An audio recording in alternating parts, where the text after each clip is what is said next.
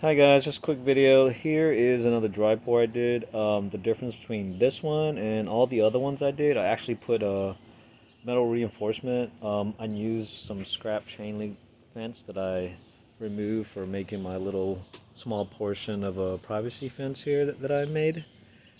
Yeah, so it's in there, reinforced. I can't tell you structurally how sound this is, if it's good enough for a vehicular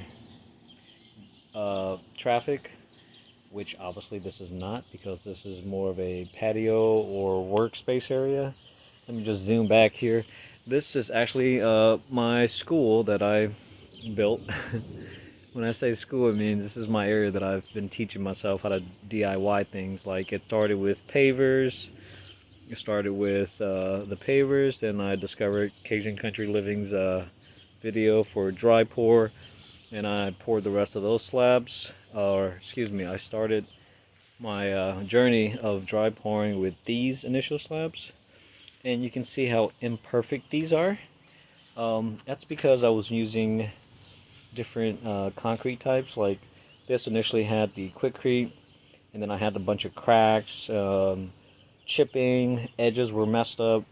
So then I tried to go back and use a mortar mix, which does work, but the discoloration is from using two different types of mortar mix or concrete mixes. One mortar, one regular Quikrete.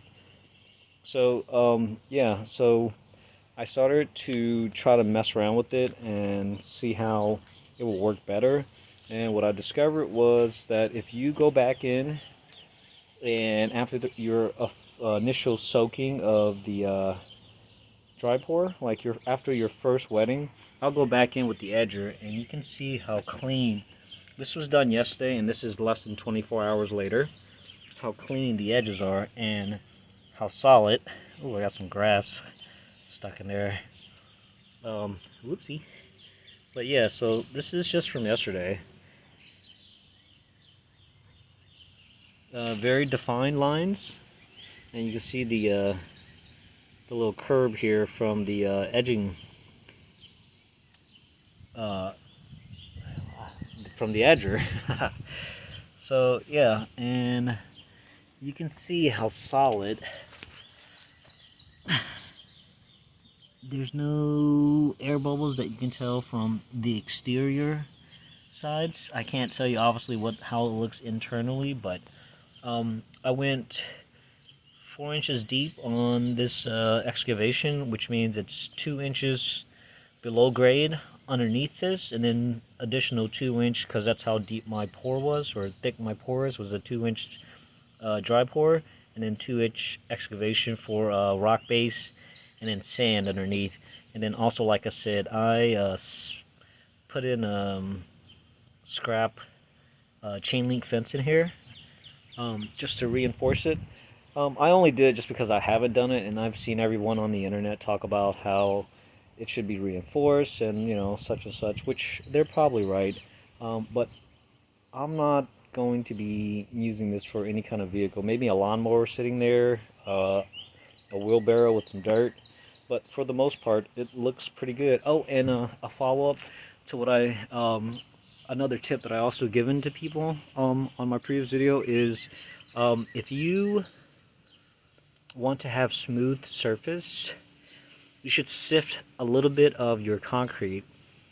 So when you're screeding it, you can fill in the voids with that sifted concrete, and you do so with just a bucket. Pour the concrete into a strainer, any household strainer that is, the holes on the strainer should be small enough to where it can stop the rocks from mixing back in when you sift it. It should be only the sand and the concrete itself, and you can see you have much better results.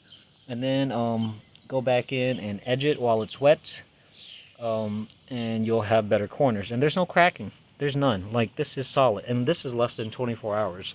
I don't know.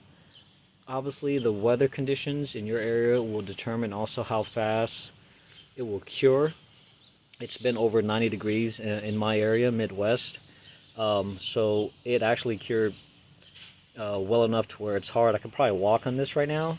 And then with the concrete reinforcement, or excuse me, the metal reinforcement from the scrap chain link fence, it should be okay, and any regular foot traffic, um, it should be able to handle it, no problem.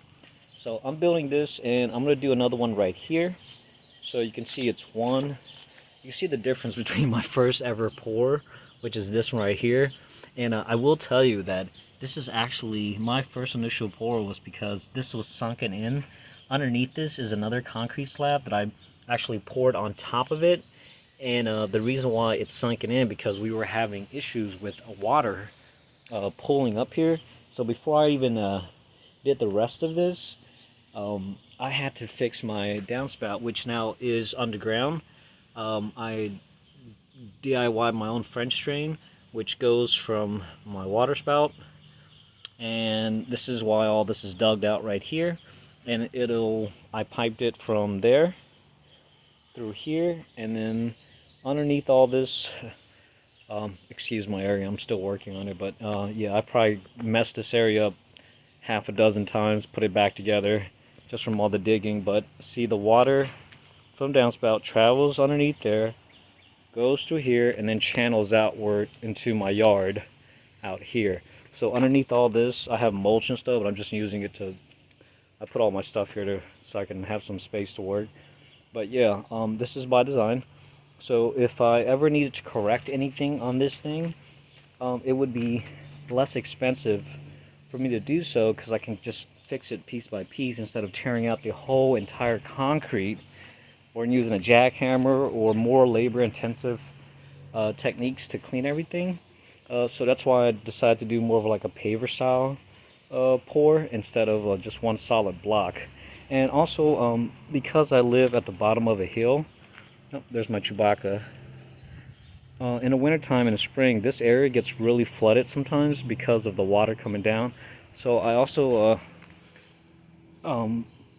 put a collector here, which actually taps into my drain, my French drain here, from here, so it all goes down there. Then another thing I thought that would be useful for me is when I did these initial pavers here, I actually set a bunch of gravel underneath here. So if this area becomes overwhelmed, in my theory that I thought of is, if it gets too overwhelmed, water's going to travel wherever it wants to. If it's just water, it takes the shape of whatever is around it. This actually, underneath it, it has like 6 inches of gravel and sand. So it kind of acts like an underwater waterway to push the water out towards out there also, instead of just pulling over here. Now that's my theory. If it works, it works. If not, I mean, you know, I'm not sure, but it sounds logical to me, because pretty much all this is, you know, gravel and sand underneath, and water can travel through. It's nothing solid, you know. So yeah, but anyway, back to this. Sorry I got off topic there. I just wanted to show you the progress and show you how smooth everything is here. In my previous video, this was the area that we initially completed online, or excuse me, on video, that I showed you guys, my first ever video. And you see it's dried already. This is from 2 days ago, and I got it all cleaned up. So all this is my area. Hi Solo, that's a Han Solo, and this is Chewbacca. And yeah, they actually are the reason why I started cleaning up the yard with less grass, because I didn't want bugs biting them when they're laying around, and then just a more solid surface for them to walk around and do things on. But don't worry, they have plenty of grass out here.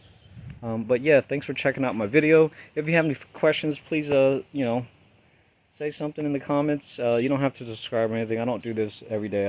I just been doing videos for people so I can try to help people with that have issues with their finish, their rough finish. And here's another angle. See, that is solid. Like, you know what I mean? The corners are good. That little piece just broke up, but it's not like that's just from the whatchamacallit, the boards. But you can see how solid that is. And like I said, this is under 24 hours. Here's a close-up of the smoothness. And it's not so smooth where it doesn't have a non-slip texture to it. It still does. Feels rough enough where you won't slide, but you can see how nice the finish turned out by sifting your concrete if you're having problems screeding it. But I will tell you also, the reason why people have issues with screeding is because they don't have enough material in the forms. you pretty much have to overpack it and then screed it out.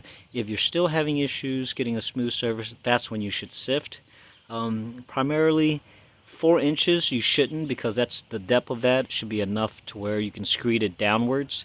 The 2 inches, like I did here, sometimes you have an issue, and that's because it's not deep. The depth isn't, the thickness of the forms. It can be challenging with it, so use the sifting technique. And then again with the edging, after the initial pour, just be careful with it. If you have any, or if you want to see that in action, please look at my first video. Hey guys, thanks again. I'll catch you later.